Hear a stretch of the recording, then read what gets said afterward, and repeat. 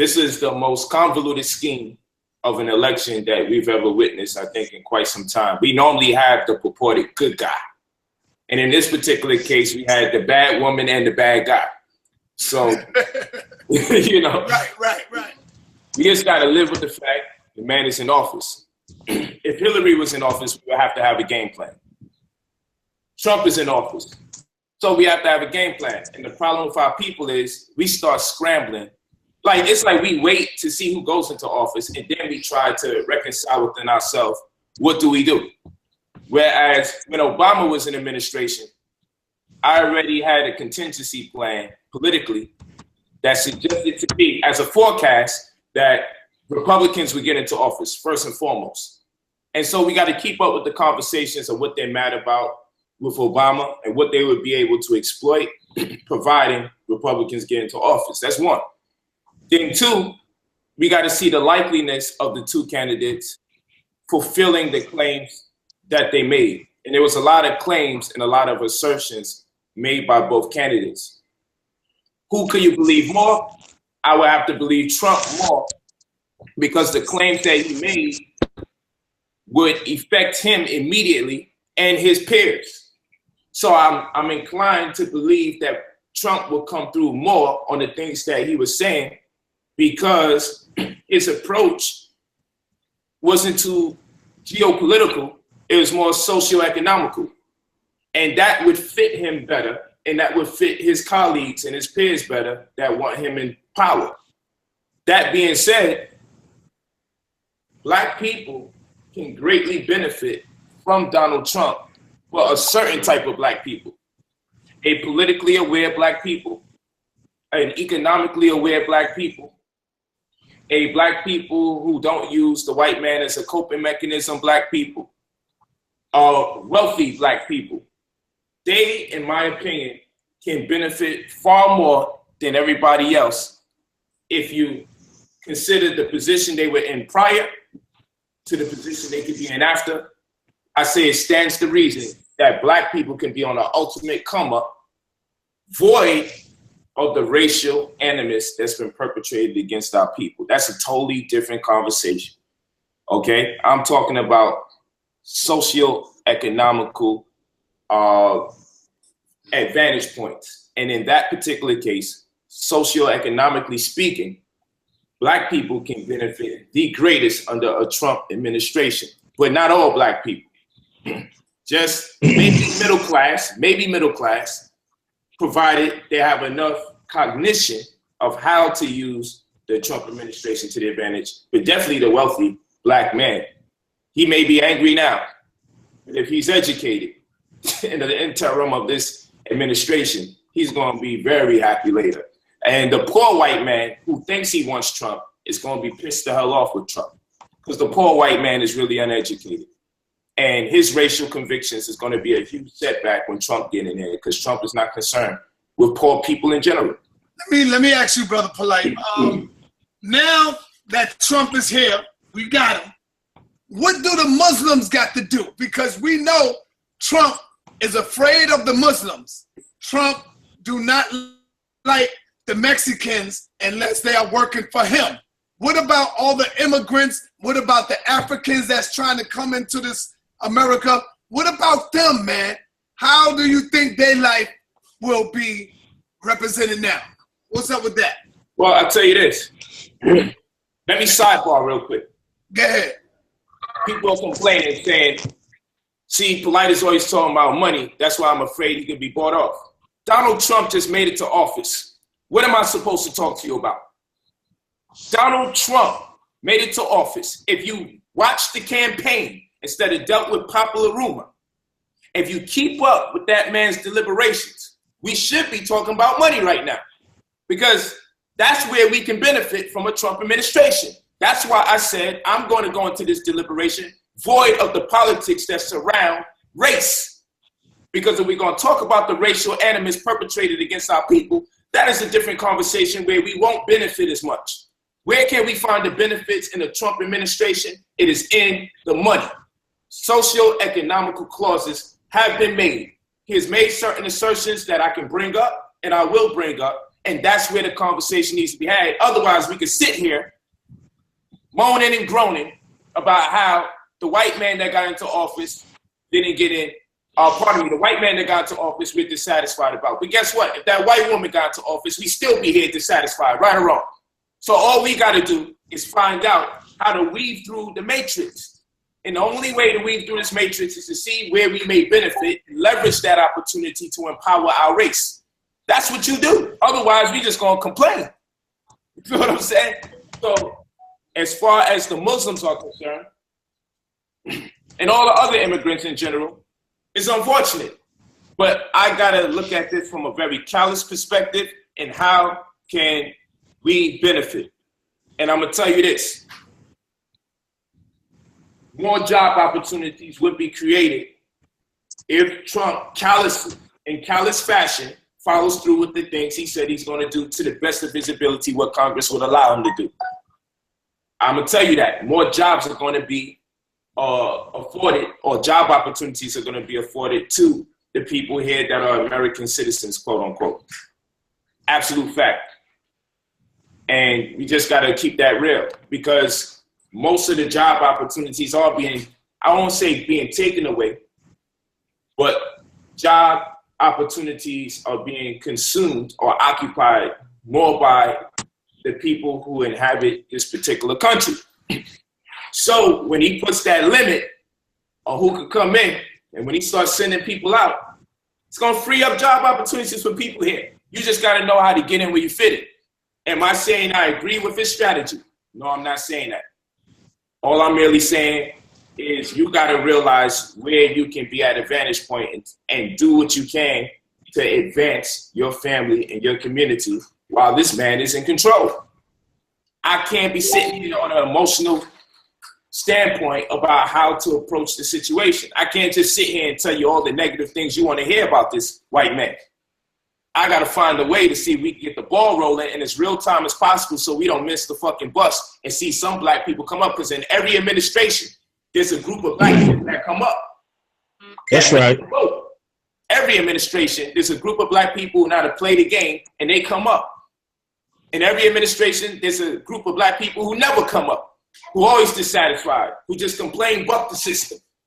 And little did they know they could have used certain opportunities within the confines of that administration. And I, for one, though I'm not into the politics of bashing a black man, well, he did good or bad, I, for one, believe that we can get more out of a Trump administration than we can get out of an Obama administration. And if you can call me what you want to call me for making that statement, I'm going to be very happy. What's that? And thinks he wants Trump. Going to be pissed the hell off with Trump. Because the poor white man is really uneducated. And his racial convictions is going to be abused. Hey, somebody, computer's on.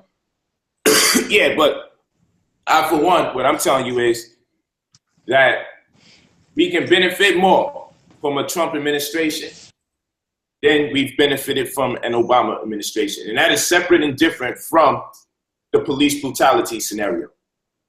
I want to make that clear, because that, I believe, was a conspiracy as a going away party for Obama so black people can have less confidence in black people that are in positions of power. I believe they supersaturated the media with acts of police brutality just so we could lose confidence in a black man to save the day, provided he ever get into a seat, prominent seat in office.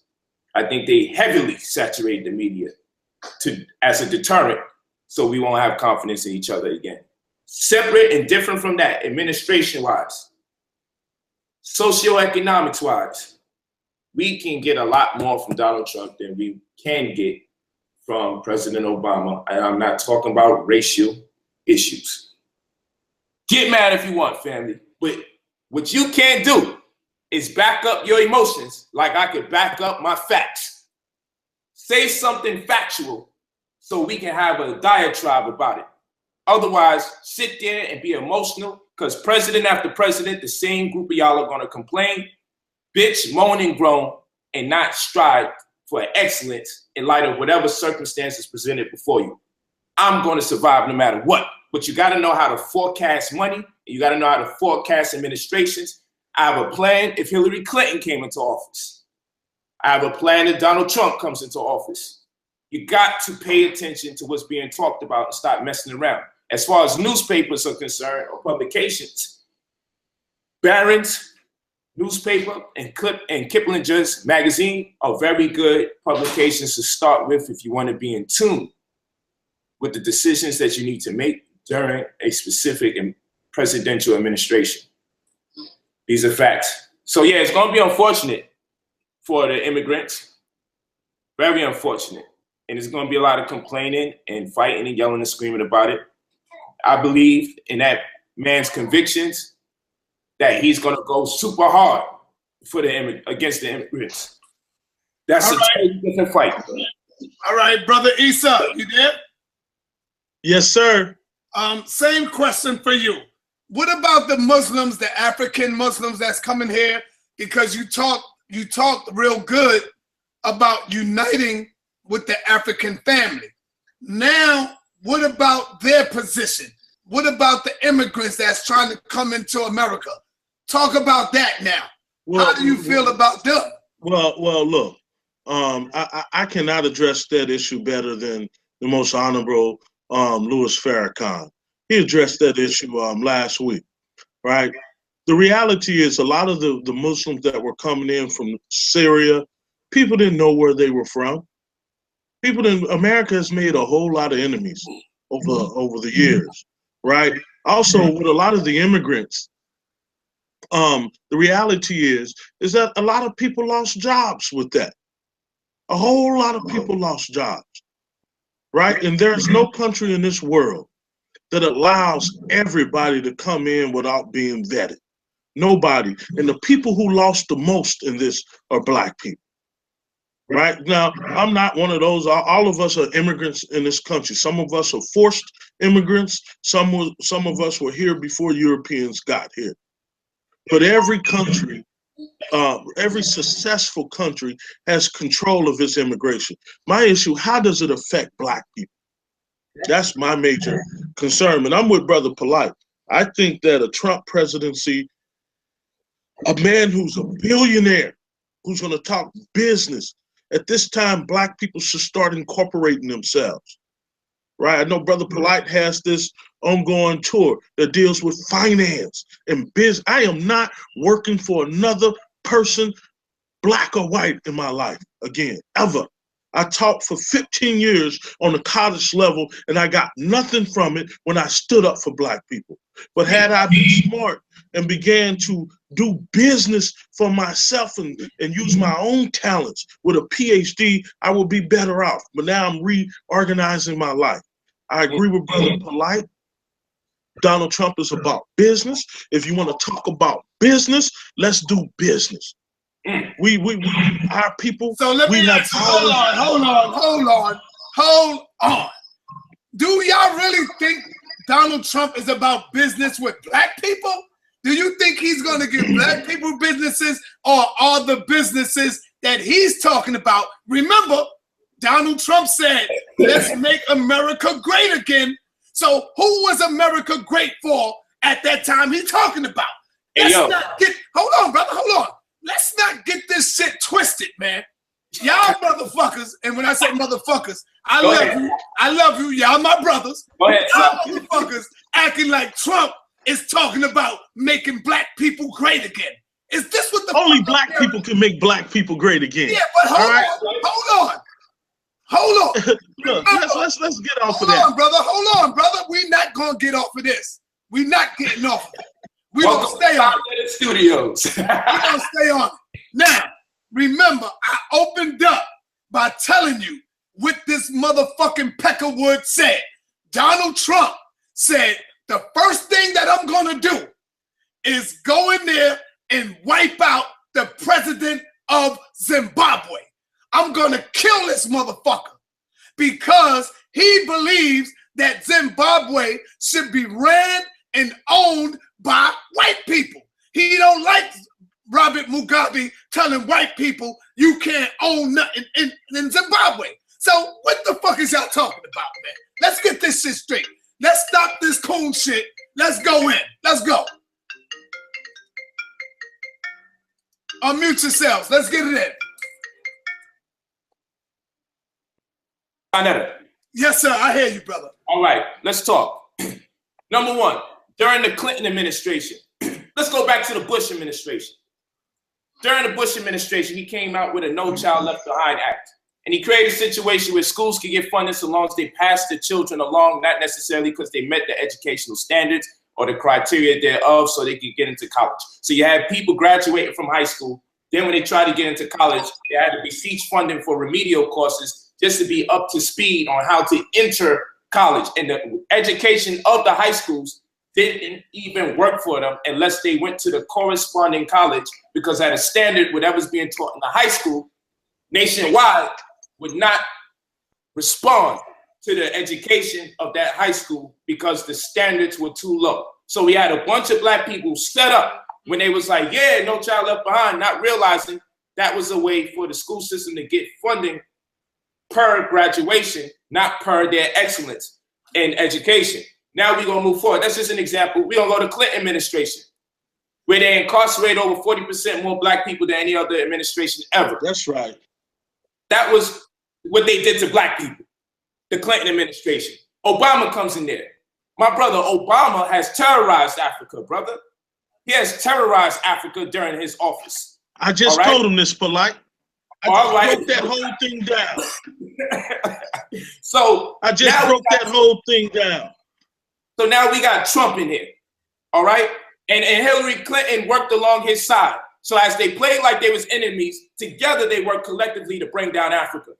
So this is not a matter of if Trump is a racist, because we can go down every presidency backwards and we're gonna see how we were implicated based on race. What we're speaking about is economics, and the numbers don't lie. People do, okay? So when you tell me about the marketing stratagem of Donald Trump to appeal to possibly the racist white American for their vote, understanding he won't have the black vote, as on the case of other presidents, he has to say certain things that inclines the poor white man to vote for his ass. He has to say, let's make America great, but those are smoke and mirrors. Am I saying that this white man is not a racist? Am I saying he's not a misogynist? That is beside the point. Every damn man that gets into that seat is fucked up as far as I'm concerned. What I'm talking to you about is finding out how to weave through the labyrinth or the matrix thereof that corresponds with the person occupying that seat. This man is a billionaire, one. And what he proposed in most of his deliberations were numbers that would affect America. And these numbers are not exclusive to just black people. These numbers are exclusive to classes. Now, where you find yourself in class is a decision we have to make, and we may have to more effectively employ group economics to reap the benefits as a whole. Nonetheless, the numbers do not ascertain to race more than it ascertains to class. So now you got to find out what class are you in and how you would be affected in the response that he pushed legislation. The marketing strategy. Yo, Eastside. Yes, sir. You got to turn that off, brother. All right, so good. And I agree with Brother Polite solely. Watch this right here. Donald Trump talked about income tax peaks that are at about 39.6%. This means absolutely nothing to a person that is in the purported lower class, which doesn't really exist no more. It really starts at middle class. So lower class community, blacks, we're listening to a different language. He might as well have been speaking in an Asian dialect when he was talking about that, because it won't register in lower income black communities what he's talking about unless someone's educating us to be receptive to certain words and terms and phraseology when it deals with economics. But I'm gonna tell you who it resonates with. Black people that are working diligently to grow wealth beyond $150,000 a year understand clearly what that 39.6% tax peak represents. Because when you make your first $1 million, they are taking over $250,000 after your first million. Whether they do it in your first million or your second million, but you don't make your first million until you get your second million. This is a conversation a lot of us don't even know about because we're not even aspiring to make, we're not even aspiring to make that much more money. So when he says, I'm bringing the damn thing down, we looking for a peak of 33% instead of 39.6, certain of us are sitting here saying, we need Trump in office. Now, when he says he's going to eliminate estate tax, that can benefit Black people because when our people die, there's an issue of probate, especially us not having trust or an instrument where we could turn over our assets without the government intervention. So when he says he's looking to eliminate estate tax, we're talking about assets that get turned over to families in most instances, okay, in light of the deceased who previously owned it. He gets rid of estate tax. It makes it easier for us to have established inherited wealth, meaning it'll be easier for one generation to leave their home to another generation. But we missed that part because we gone for the smoke and mirrors. Oh, he's a racist. That's right. Oh, run for your lives. You feel me? Even with a Black man in office, we have felt the sting of racism. And we not only a Black man in office, Polite. What's that? Well, not only do we have a Black man in office, we also had 2 Black attorney generals, and the killings didn't stop. So please get on off of that. Yeah. If you want to do business in Africa, I'm your man. You want to go to the African continent? I've been 40 times, over 30 times. 2 of my children were born there. I've taken people there. If you want to do business with the richest continent in the world, hit me up. That's what I'm about. Right? I see Brother Polite doing that economic tour, talking that economics. We need to get off that plantation, start using our own talents, right? Like you, Brother Sarnett, I saw you out on 125th in front of the Apollo the other day, and I studied your movement, and I said, this brother is happy. He's doing what he loves doing, and he's taking care of his family. Look at Brother Polite. Stop hating on this brother. This brother is happy. He's doing what he loves doing and what he does best, and he's making money off of it. What do you like doing? You ain't got to go to these plantations every day. All right? So let's talk. Stop talking all of this foolishness, and let's start building for ourselves. Simple. Now watch this, because with everybody that got something negative to say in that chat room, could you go back and forth with me, point for point? No, you know what would happen? I would be educating you about the whole damn candidacy and all of his suggestions and all of his promises while you just be riding here high on emotion. He's a racist. I'll tell you something else that I had to know. He's talking about $20 billion put in, as far as school choices are concerned, from the federal government putting $20 billion in to create opportunities for parents that want to take their children to higher learning while commissioning the state to put in $110 billion. Okay? We don't know how much of these things he could come through on, but I'm gonna tell you, based on his socio-economical disposition, based on his supporters, these are promises that are likely to happen.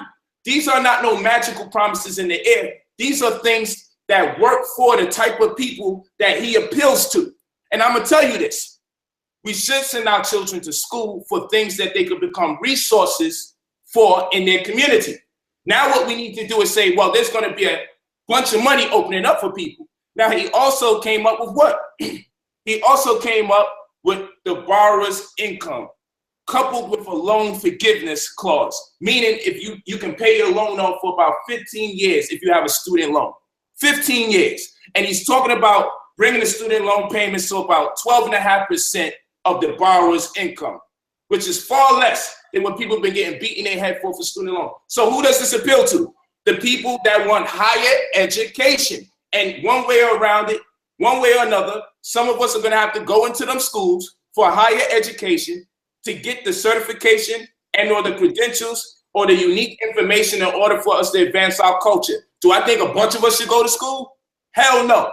But it stands to reason we need to employ some form of group economics and select the elite and the brilliant in our community and commission them to get into those schools to get advanced knowledge to bring back to our community so we can create weaponry, lead in technology, create something that we can barter with the real world so we can advance our community. See, this is grown folk information. This ain't that little school, little Negro, childish type of approach where we just complain about racism left and right. Everything I'm talking about doesn't have a color on it, doesn't have a complexion on it, because I'm talking to you about money. He's talking about the corporate tax, slicing the corporate tax. Now that means nothing to people that are in the lower income tax bracket. So that's a whole different conversation. So I expect the backlash when I start speaking a language that people don't understand, because anyone gets frustrated when people start speaking something that you don't understand around them. Everybody thinks it's disrespectful when people speak another language around them, knowing that those people can't speak the language. So those people that are offended right now, don't be. It's what happens when you don't speak a certain language. When he says eliminating corporate tax, the average black man and woman is sitting there in the lower income community, just saying, man, he's just racist, I don't trust him. But they don't realize that's an opportunity for black people that are achieving. It is not a white man's responsibility to get you to the point of achieving. That is black people's responsibility to get us to the point of achieving and get as much of us to the point of achieving as possible. And part of that is through the education. So rather than fighting this education on Black News 102 right now, this is an opportunity to take notes from the professor right here, to take notes from the conversation going on right here and see how you could definitively conclude what is it you can do now that Trump's in office, because you bitching about it is not going to change the situation. When he's talking about slicing corporate income tax, you have to understand, when you become wealthier, you got to come up with a plethora of strategies and how not to be hit up by the tax man, because you'll wind up going back down to the class just before you, if not two classes just before you. It takes a great deal of strategy, one of which being maybe you set up a custodial account for your child and understanding that as long as it doesn't go past $250,000, your money won't be taxed. This is what a lot of wealthy people do. They set up custodial accounts not exceeding $250,000 so they don't have to pay the tax. Then they get those 509 or 529 accounts for their children go to college, understanding that they can pull from it at will, but it's also because it doesn't get taxed. You got to do all these different strategies and have your money so many different places to try to avoid those taxes. But if he cuts that corporate tax, then we're talking about essentially evading over 200 grand of money being taken away when we make our first million over time or in 1 year. But of course, we think that's a whole lot of money and we won't even be able to make it. But over time, a lot of us have seen that money and didn't realize it because we didn't allocate our funds properly.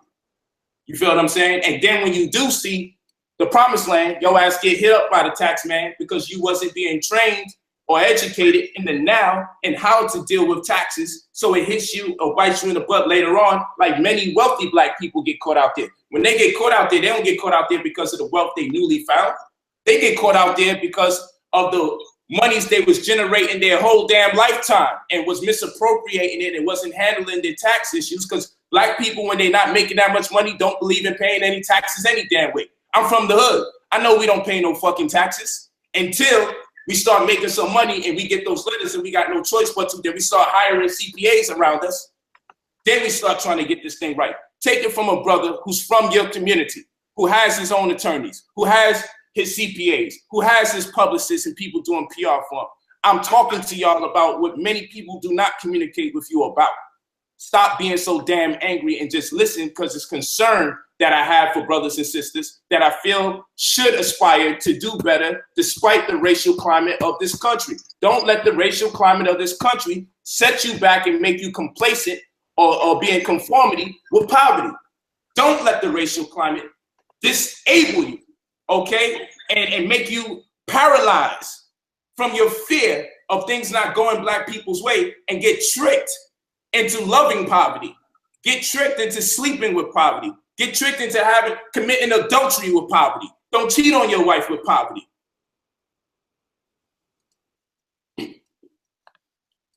All right, brother. Peace up. Yes, sir. Yes, sir. Go ahead.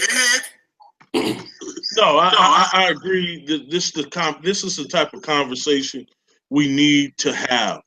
I grew up poor also.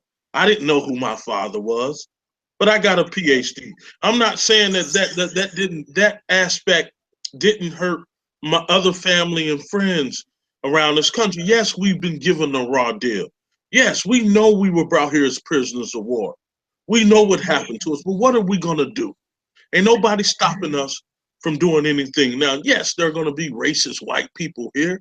Yes, the KKK ain't gone nowhere. But what? But we suffered more.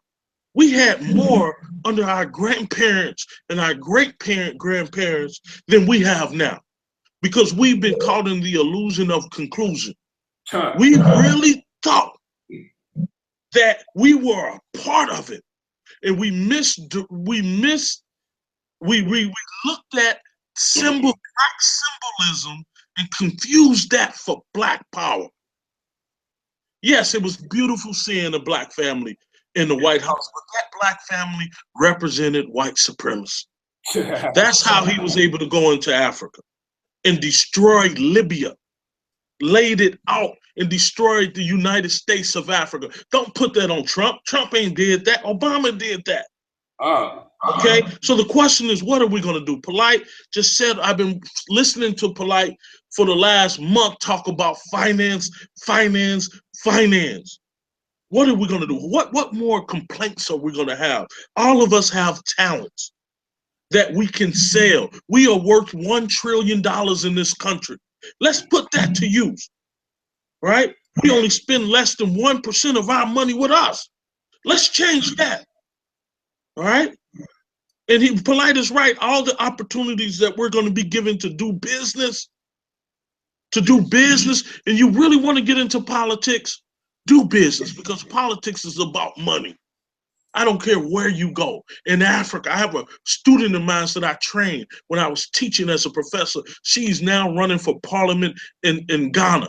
She had to raise $100,000. Right? Politics, I don't care where you are, it's about money. And if you don't have a business class, that Brother Polite is talking about, you're out of the game. So we need to start talking about money. We got to start talking about culture. We need to start seriously relating with Africa and the African continent. Why? I told those people earlier, Google the Corporate Council on Africa, and you will see all the white corporations that are doing business in Africa. Esau, you hear me? Yes, sir. Put your phone on, put your joint on mute. I hear feedback. Now, you know this is going to be one of our toughest fights. And I agree with you and Polite when we're talking about this money. But this is going to be one of our toughest fights in the community, because the white man has taught our people that money is the root of all evil, that money is your enemy. And then you're going to have the Hebrews say, we don't need money. You know, we don't need this crazy shit. What is your message for our people? Because, man, our people are afraid of money. He's using money against us now. So those who are fortunate that can make a living, that can make some money, we have become the sellouts. If we drive in the Benz, if we drive in the Rolls, we have become the sellout. So what the fuck is up with our people when it comes to this goddamn black economics and money talk, man? We don't want to hear that.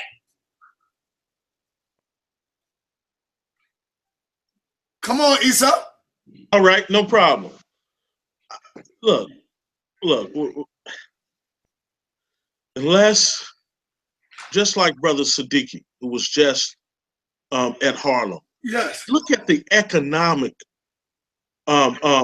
impact just that little concert had on Harlem. That's right. And those were majority West Africans there.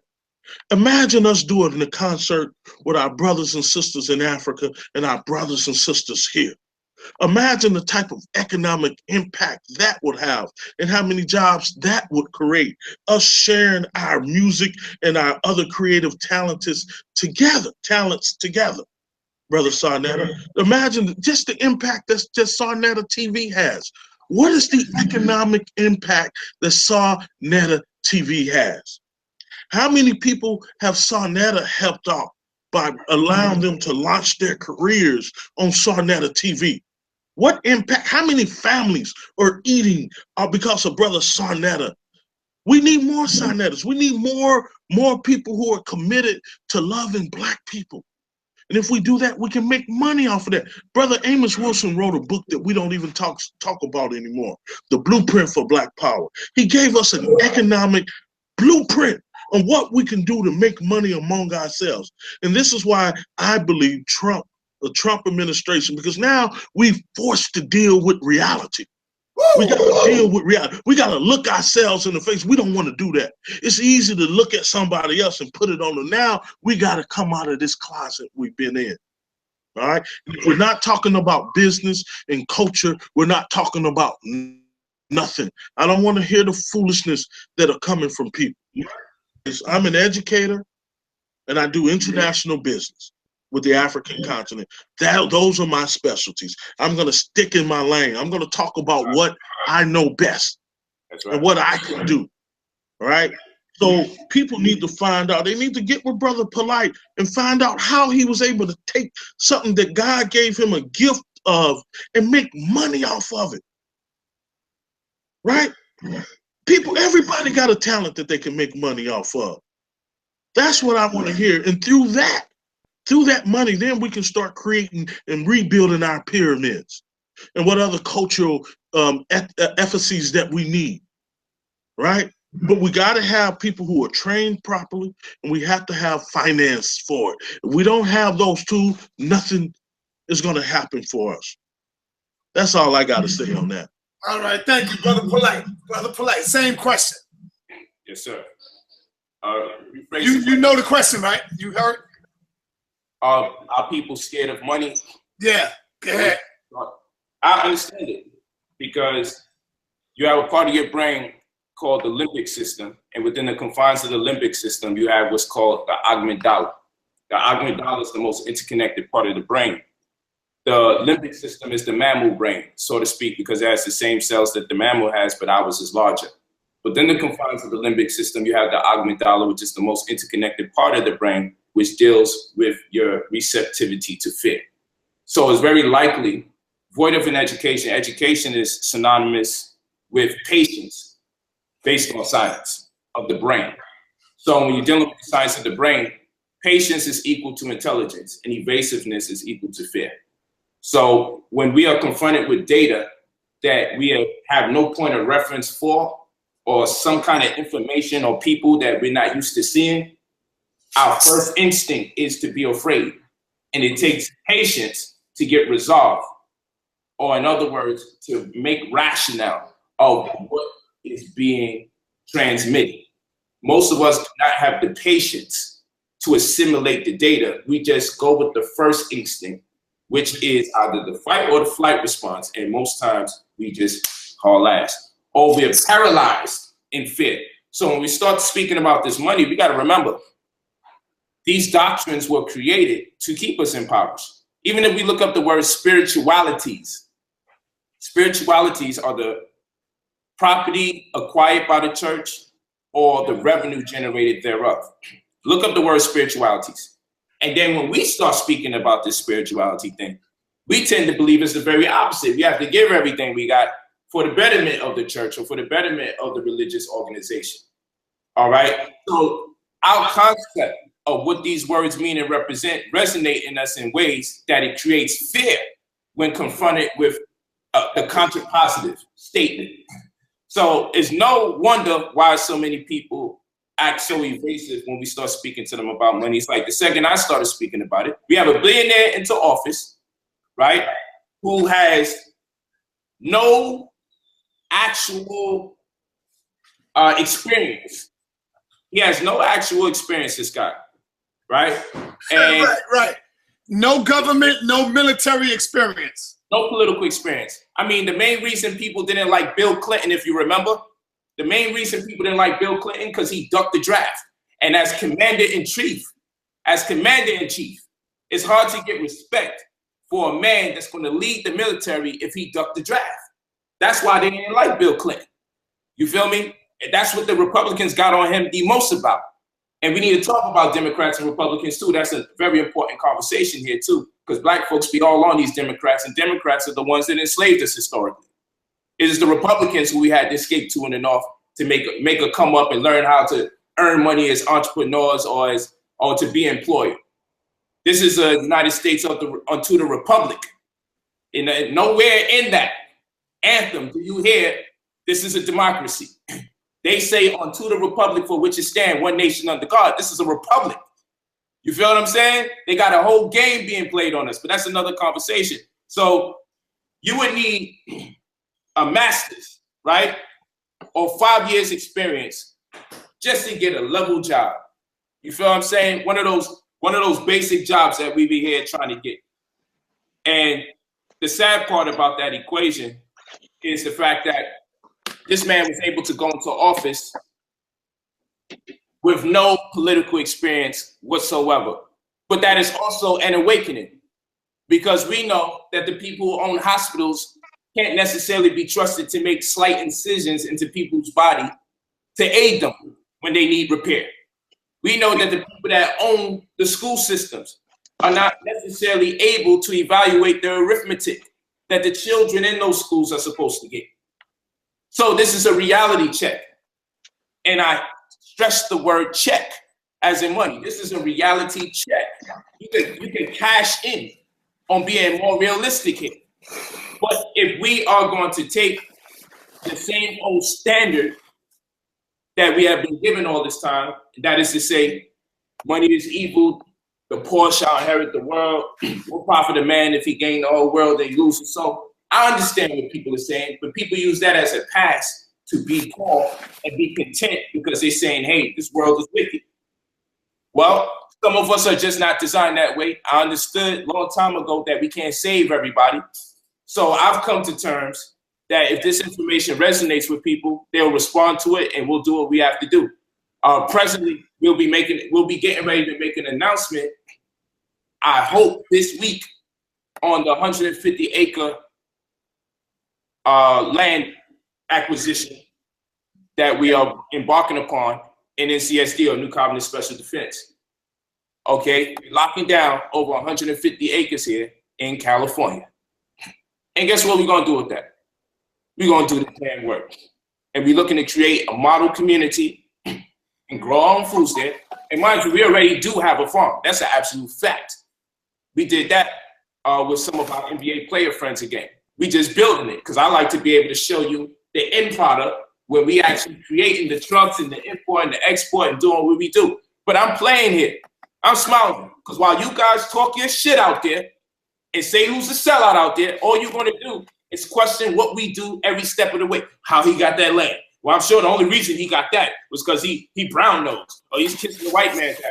But every step of the way, I'm commissioning everybody who you allowed to hate, commission them to produce some work other than typing up words. Stop the Twitter fingers thing.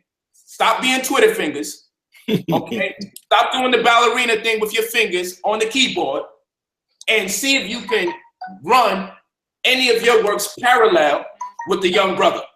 Because y'all gonna be throwing up when I show you the 150 acres of fucking land. I'm fiending for the deal to close this week, so we can put in that pain and show you this was in the works long time ago. But if you try to tell black people what your vision is, they try to tear it down, sabotage it, and destroy it, turn people against you, make them distrust you. So, you know, we got to do this underground. We got to damn near do things for our people underground, for our own people, to not try to destroy it or desecrate a legacy in the making. But I'm alive. I'm alive, because that's just going to be another plus in the community for those who want to truly build. We're going to really do something powerful. So like I said, we got 150 acres of land. This acquisition is taking place. It should be finished this week. And then we can really talk some serious talk here. Now, I'm going to use this administration to the best of my ability to make it happen. I just did a lecture on fear of success, because the first thing that's going to come in people's minds is, now getting land is going to be wrong. You know what they're going to say? The white man's just going to come take it. You're afraid of success because what their history has taught us. But we have model, successful black men and women who existed in history, who didn't die the same fate or suffer the same fate as those we may have seen be hindered prematurely in their mission. The name of the game is to show you images of black people who tried to succeed and got killed prematurely, so you can be afraid of success, because your only reference point for things that look like the way we're going is we die or we get assassinated in the progress. But guess what? I've learned a lot about my people. Sometimes I say inflammatory things just to see how my people respond. I see how if I just say the slightest thing that can be put into question, how people try to create a campaign despite all the positive work I do. They'll try to create a campaign around me to take me down, which tells me what? Do not, and I know it's gonna sound horrible, let me say it. Do not try to work with too much Black people when you're trying to help Black people. And I know that shit sound horrible, but we gotta be very selective. We can't just invite everybody to join any organization. That's why you gotta get initiated to get into the NCSD. We wanna know that if you're a damn agent, you had to put in some pain to get into it. Then you gotta study lessons. Then you gotta pass tests. We got a whole tier system for you to get closer and closer and closer to us. Because damn it, you ain't gonna just be able to sign up online and be part of us and infiltrate us like you've done with all the other Black organizations. I've been watching how our people behave. Every time I'm making a move, we got 3 schools being erected in Indiana, thanks to Brother Meta World Peace, the brother that I mentor. We got Puff Daddy, you know, who I encourage change his health and all. We got him who erected his school. And you know what all niggas want to do is question that shit. And you got the right to question. You got the right to question. But goddamn, you question Black people more who do some kind of work than you question yourselves who's doing little to nothing. You got the right to question every damn thing every Black person's doing. But you don't never hold yourself accountable and say, you know what, let me just get with the program until I create one of my own. Sometimes you just got to get with the damn program, man. Never mind that the Black man allegedly has something to do with Biggie Small's passing. Stop all that bullshit. You ask for a school in your community, you get one in your community, now you're upset that it's there because we can't trust him. Do you realize there's no Black person in this community that does any good that you trust? You think there's something wrong with Black people? Or do you think there's something wrong with those Black people? All of them that you don't trust? And the only people you say to trust are the bums who ain't doing shit. Yo, you know what? You need to listen to this one. And what is he doing? Absolutely nothing. You will defer our attention to non-productive Black people or less productive Black people than the ones who are actually doing the work. And you don't realize that that is the counterintelligence program still at work. To question and create conspiracy theories and negative and hostile, violent speculations around anybody doing the work. Because with that distrust, you could probably hinder their momentum. But Brother Polite studied you, brothers and sisters, for quite some time. I know Black people, they don't want to get involved until they see it get done. And while they're watching it get done, they want to speculate and destroy it in the process, not realizing that's what they're doing. So I said, I'm going to take my talents out this community. I don't want to collect no damn donations because everybody going to feel entitled. Like if they put $5 up, they got to share the motherfucker. So I said to myself, I'm going to create an opportunity amongst wealthy Black people. And I'm going to put this knowledge in their ear. And I'm going to get them to employ group economics. And I'm going to create a more viable situation for my people. The very ones that would have attacked us in the process is still open for y'all. Well, we just going to create a situation where you can't fucking destroy it. Because that's how we designed. I ain't trying to hear none of that BS people talking about, man. I ain't trying to hear it. Just get on with the damn train, man. Get on with the train. And when this land show up, you're going to have a problem with it. You're going to say it's a government headquarters. You're going to say he's just trying to organize Black people to set them up. But let me tell you about this land. In New Covenant, and we got other land too, but in New Covenant, what we decided is that we're going to make brothers and sisters from out the nation become residents of our land. Why? Because in that, we can create voting power and people will lobby for our attention to progress. Okay, so if we can get people in New York to become residents of our land and show that they are actually moved to our land, technically, okay, to do business in that state or what have you. If we can get, because 150 acres plus is a lot of land, so we can get X amount of people to become official residents of our land, then we have voting power in that state. We can be 10,000 in number. We can be 20,000 in number because we got thousands of members already as it is. And then we have them do what we identified as the status correction, which has nothing to do with not paying taxes and all that other crazy stuff. It has to do with solidifying what is your political legal disposition, okay? What is your political legal disposition? What is your unlimited commercial capacity? And what is your genetic reference as it relates to your nationality? The reason why that was set up was because the plan in the long term was to acquire enough land and to have residents there that all say or assert that they have the same political vision and views as far as how they want to be addressed as a race. And law, what is a race? A race is a group of people that can codify what is their previous condition of servitude. This is by way of the Black's Laws Dictionary. A group of people can identify what their previous condition of servitude is and solidify collectively what is their political legal disposition. Now we not only in essence have a community, which means our leadership represents the vote of the thousands of people that back that leader or those leaders. So if somebody knows in numbers, this person represents 10, 20, or 30,000 people, then people will lobby for your attention and say, what do you want in exchange? Because I know I'm coming to you because you represent 30,000 votes. 30,000 can win us the mayoral position over here. 30,000 can help get us over the hump to be governor over here. Because we talking about local elections, municipalities that affect us immediately in our community. That's where you start first. So this is not checkers, family. This is chess. It takes time for this plan to evolve. But while everybody was naysaying, it's all right. We owe them no explanations because we building our own body politic. But you have to have certain requisite things to do so, meaning you got to get people to agree on who and what they are. You can't have Moors over here, Hebrew Israelites over here, Nation of Gods and Earths over here, Nation of Islam over here, Freemasons over there, and all of them feeling so separate and different from each other that they can't create a body politic because of their religion. I deal with the Hebrew Israelites. They don't want to affiliate with people who say that they are of African descent. So you can forget about them organizing with the Pan-African Black nationalist community. That's already a setback because of that kind of fucking thinking. So we got to do is sift through the masses and all these different communities and the communities without to see who's willing to harmonize amongst each other to solidify the fact that we all have idealistically the same political and social tenets and criteria for how we want the world to respond to us based on us being in this diaspora. And once you solidify that on paper, now you wind up setting up residency and you identify yourself as a collective group, as a community. And now we have voting power because when they see us, they know seeing one of us is equal to 20, 30,000 yeses on the vote, on the ballot. This is strategy, family. And I can say this much because we almost at the promised land. You see what it looked like. All right. I hate to have to leave, but I got to go out there and attack the street. I got to talk to the people.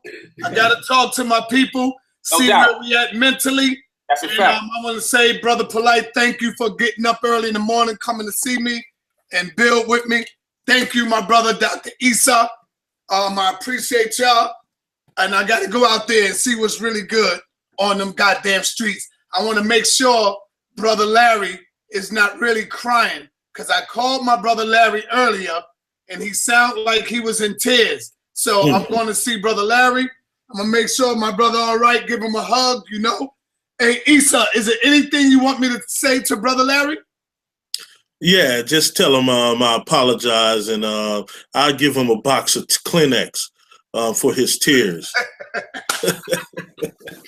Yo, stop. All right, brother. Yo, stop. Hey. Yes, sir, Polite. Put one plug in. Make sure y'all download that Brother Polite app so you can get all the updates on what we're doing with this property. Go to Brother Polite. That's all you got to type in, whether you got an Android smartphone or you have Apple products. Just go to your app store and type in Brother Polite and download it. All right, family, I'm going to go get this information and I'm going to bring it back to you today. I got to get it up today. Peace and black power. I'm about to call you. Say that again? I'm about to call you now. Now, one more thing. For the 1,500 people that's watching, I will be live streaming on my Facebook while I'm out there on the ground. So y'all can catch it live. Make sure y'all tune in to Frankie Gary Facebook. All right? And y'all will be able to see it live. I'm going outside. We're going to get it in Peace and black power. I'm out. Peace. Black power.